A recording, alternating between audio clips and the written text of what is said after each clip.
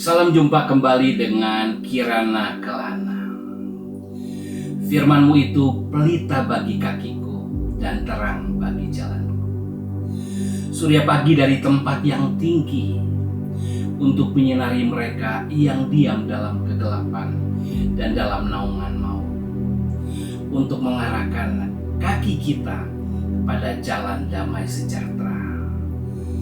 Alangkah eloknya segala tapak kaki orang yang membawa kabar kesukaan dari hal yang baik. Kirana Kelana pagi ini dari Matius pasal 2 ayat 1 sampai dengan 2. Sesudah Yesus dilahirkan di Bethlehem di tanah Yudea pada zaman Raja Herodes, datanglah orang-orang Majus dari timur ke Yerusalem dan bertanya-tanya, di manakah dia raja orang Yahudi yang baru dilahirkan itu? Kami telah melihat bintangnya di timur dan kami datang untuk menyembah dia. Menarik sekali kisah orang Majus dari timur yang datang ke Yerusalem untuk menyembah seorang raja yang baru dilahirkan. Kehadiran Yesus sesungguhnya merupakan jawaban yang dinanti bagi seluruh bangsa. Namun kedatangannya sangat sedikit yang mengamati dan memperhatikannya.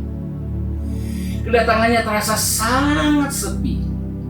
Selain gembala-gembala, hanya ada Hana dan Simeon yang menaruh perhatian pada kehadiran Yesus. Tidak ada penyambutan yang semarak dan meriah selayaknya bagi sang raja yang baru dilahirkan. Kesederhanaan dan kesunyian tampak begitu terasa. Namun setelah hampir 2 tahun dari kelahiran Yesus, tiba-tiba terjadi kehebohan di Yerusalem dan di antara seluruh orang Yahudi melalui kedatangan orang Majus dari timur ini. Betapa tidak heboh. Mereka datang pasti dengan rombongan yang besar, dengan membawa persembahan yang luar biasa.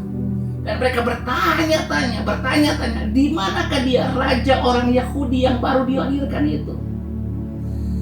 Nah, siapakah orang Majus yang membuat kehebohan ini? Para Majus atau Magi ini adalah para filsuf dan imam bagi orang Persia. Dan jelas mereka adalah orang kafir bagi bangsa Yahudi. Ya, orang kafir datang menyembah raja Yahudi. Ada yang berpendapat bahwa keahlian mereka berhubungan dengan keahlian-keahlian terlarang, berhubungan dengan sihir, berhubungan dengan kesesatan. Ada yang mengatakan mereka adalah pengikut dan penyembah iblis. Inilah alasan kehebohan itu. Orang kafir bahkan datang menyembah. Orang penyembah iblis berbalik menjadi penyembah Yesus Kristus, sang raja yang baru dilahirkan itu. Mengapa demikian? Karena mereka melihat bintang. Mereka melihat terang dan mengenalinya sebagai datangnya raja yang luar biasa. Itu sebabnya mereka datang untuk menyembahnya. Kisah ini ditaruh di awal dari kitab Matius, dan kitab Matius adalah kitab pertama dari Perjanjian Baru. Kitab Matius ini untuk menekankan bahwa Yesus Kristus adalah Raja Mesianis yang datang untuk menyatakan kerajaan surga atau kerajaan Allah di bumi. Diawali dengan silsilah dan status kerajaan dari Yesus. Itu pasal 1. Di pasal 2 ini yang kita baca tadi, kedatangan orang-orang Majus mencari raja yang patut disembah. Pasal 3-4 kita melihat pengurapan seorang raja. Di kitab Matius, Yesus berkhotbah dan topik khotbahnya adalah bertobatlah karena kerajaan surga sudah dekat. Khotbahnya yang terkenal adalah khotbah di atas bukit. Itu tidak lain adalah undang-undang dasar atau konstitusi kerajaan surga, kerajaan Allah. Kita lihat di pasal 13 ada begitu banyak perumpamaan tentang kerajaan surga atau kerajaan Allah. Dan kita juga bisa melihat di pasal 24-25 pernyataan atau manifestasi kerajaan Allah. Dan di akhir dari kitab Matius, kerajaan Allah ini harus diberitakan ke seluruh bangsa. Di akhir Alkitab, kitab Matius, Yesus mendekati mereka dan berkata, "Kepadaku telah diberikan segala kuasa di surga dan di bumi. Karena itu, pergilah, jadikanlah semua bangsa muridku, dan baptislah mereka dalam nama Bapa dan Anak dan Roh Kudus." Selanjutnya dia berkata, "Dan ajarlah mereka melakukan segala sesuatu yang telah kuperintahkan kepadamu. Dan ketahuilah, aku menyertai kamu senantiasa sampai kepada akhir zaman."